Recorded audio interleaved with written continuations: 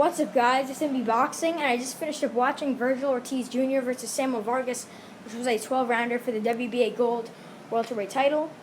And this fight was Friday, July 24th, 2020, broadcasted on DAZN from Indio, California. And this fight was actually the first DAZN card since the coronavirus pandemic.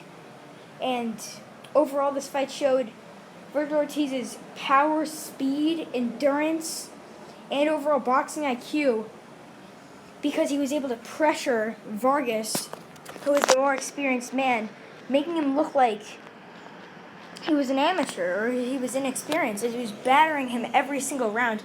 I didn't give Vargas a single round, as every single round, as I said before, Ortiz was just relentless, throwing huge combinations. He almost stopped him in the fourth. He was battering him throughout, and he ended up getting the job done in round number 7, being the third man to stop Vargas, along with Errol Spence Jr. and Danny Garcia, and that's a very good accomplishment, as both of those guys are top contenders or world champions. Danny Garcia being a former world champion, and Errol Spence being the unified champ.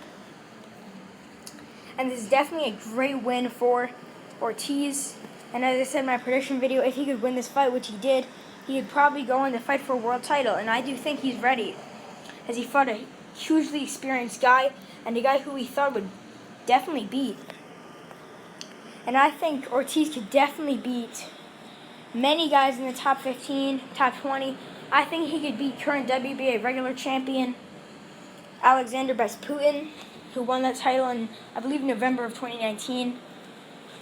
And he could definitely beat like Thomas Delorme and Jamal James, who are fighting for the interim belt in August.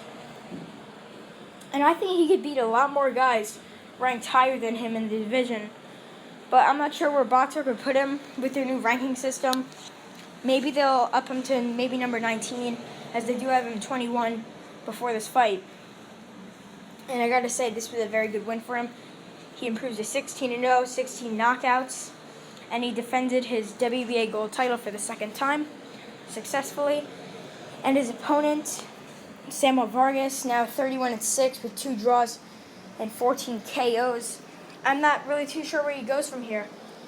Maybe fighting another slouch in Canada, as before his fight versus Ortiz tonight, he fought a guy who was 37-24, and before that he lost. So it seems like every time Vargas loses, he doesn't get into a bigger fight. He just fights a couple of, I guess you could call them bums, and he beats them easily, and then goes on to get a bigger fight. But overall, I don't think Vargas is a bad fighter. I just think he doesn't know how to deal with pressure. As I guess you could compare Ortiz to an Adam Kownacki, but Ortiz is just, I would say he's got a better chin, because he isn't getting hit that much, as Ortiz really didn't get hit to the head. He was getting hit to the body a lot, but he really didn't show any problem being hurt or anything.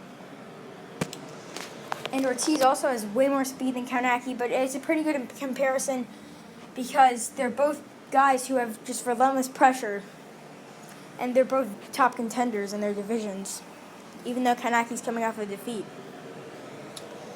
But overall, a great win for Vergil Ortiz.